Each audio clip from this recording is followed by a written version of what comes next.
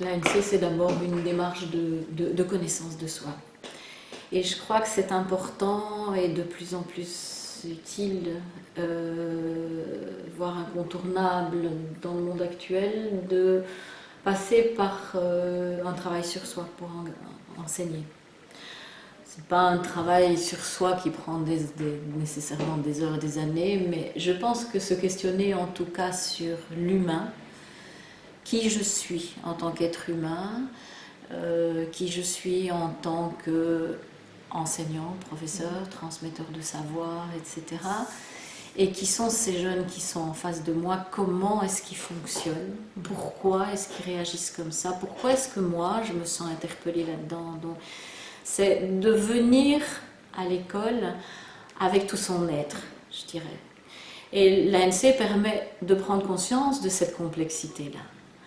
Que je suis là avec mes propres valeurs, avec mes anti-valeurs, avec mon histoire, avec ma sensibilité, avec mes émotions, avec tout ce qui dans ma vie a fait que je suis plus ou moins réactif par rapport à telle situation qui se présente en classe.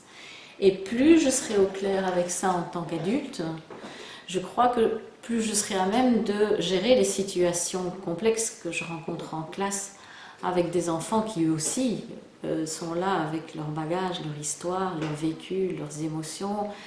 Et cette difficulté qu'ils ont de passer du statut d'enfant ou de jeune à la maison et d'endosser le métier d'élève. Et avec tout le hiatus qu'on connaît entre le monde extérieur et l'école, et à la fois c'est là qu'ils peuvent justement se confronter à des adultes bienveillants, structurants, à l'écoute, des professionnels qui en même temps les aident à grandir dans cette dimension-là de leur personne. Et donc je crois que une fois de plus, que ce soit cette approche-là ou une autre, mais en tout cas, c'est indispensable que les enseignants reçoivent maintenant des clés de compréhension de l'humain et qu'ils soient beaucoup mieux outillés qu'un simple cours théorique de psychologie, qu'ils soient beaucoup mieux outillés pour gérer un groupe, gérer un élève en réaction, en réactivité. C'est d'ailleurs ce que disent les enseignants qui ont suivi la formation, c'est qu'ils se rendent compte à quel point c'est précieux pour leur vie personnelle, et puis après, ils se l'approprient pour leur vie professionnelle. Et par exemple, il y a des directeurs d'école qui témoignaient que les conseils de classe avaient changé parce qu'il y avait moins d'émotionnel, plus de factuel, qu'il y avait plus de sérénité, de tranquillité d'esprit, et qu'on pouvait vraiment pointer des faits et à partir de ces faits pointer des pistes d'action, de solutions, voilà, et que c'était une toute autre ambiance et une toute autre efficacité. Ça c'est un des grands bénéfices de l'ANC, hein, ce que disaient les enseignants, en tout cas je ne suis plus dans le jugement, je suis dans la compréhension. Et donc ça induit déjà beaucoup d'autres façons de faire, d'évaluer, de gérer l'autorité, de dire les choses. Je ne leur fais plus des discours moralisateurs, mais je leur renvoie à eux-mêmes. Donc on fait beaucoup d'arrêts sur image, stop, qu'est-ce qui se passe? Questionnement, renvoyer aux élèves, que eux réfléchissent, donc une attitude réflexive. Donc tout ça est induit par la formation. Au départ de tous ces champs-là, il y a l'humain.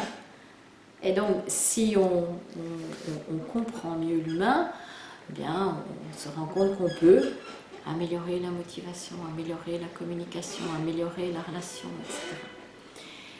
Et donc, j'ai évoqué tout à l'heure une recherche que j'avais menée là pendant 2 ans avec des enseignants et avec leurs élèves pour voir un peu quels étaient les effets de cette formation. Et c'était un travail énorme parce que ça a touché plein de champs, parce qu'on a travaillé autant sur leur identité professionnelle, les représentations de leur mission, sur leurs pratiques, sur leur représentation de l'ANC et de toute cette éducation psychosociale à l'école. Qu'est-ce qu'ils peuvent en faire, comment ils peuvent intégrer et tout. On a travaillé sur le regard qu'ils portent sur leurs élèves, la relation pédagogique. On a travaillé sur la question du transfert. Qu'est-ce qui les porte? Qu'est-ce qui les freine? Qu'est-ce qu'ils en font? Quels moyens ils trouvent pour intégrer ça dans leur pratique? Ça modifie essentiellement l'attitude de l'enseignant. Et très vite dans l'année, ces enseignants formés avaient une attitude particulière qui a fait que les élèves se sentaient davantage motivés, davantage à l'aise, bien dans la classe, etc. D'autres impacts au niveau de l'établissement, c'est cette dynamique d'équipe et ce besoin que les enseignants ont de vouloir toujours aller plus loin, mais pas uniquement en termes de savoir-être, mais ils sont dans une dynamique de développement professionnel et ils se rendent compte que c'est porteur en fait, même si c'est très prenant.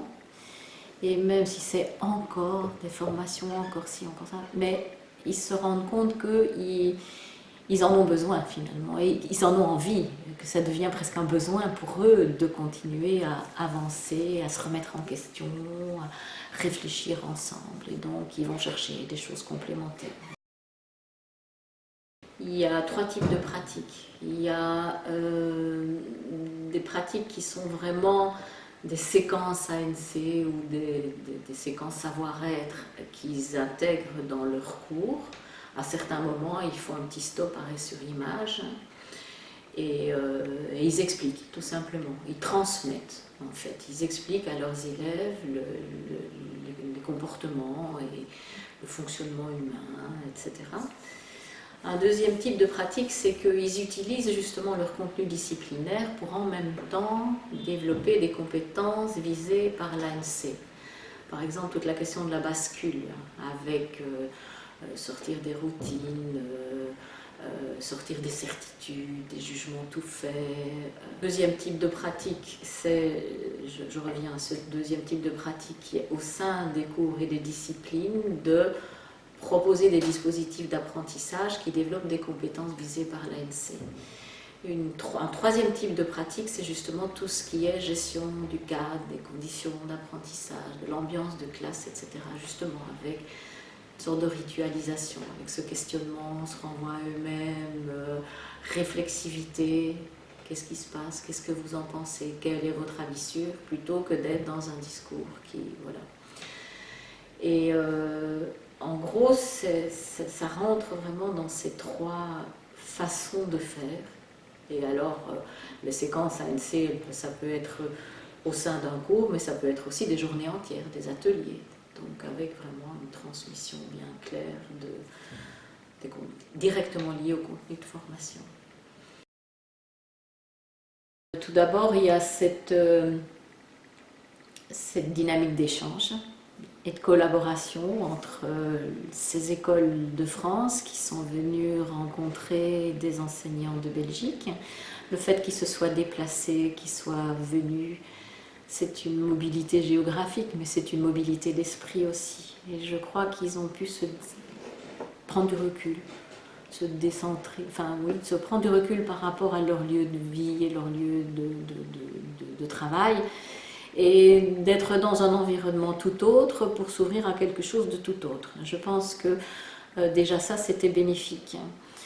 Moi, je les ai rencontrés dans le cadre d'échanges avec les enseignants belges qui, eux, étaient ravis de venir rencontrer des enseignants français et de partager simplement leur expérience, de témoigner de ce qu'ils avaient fait, de ce qu'ils avaient vécu.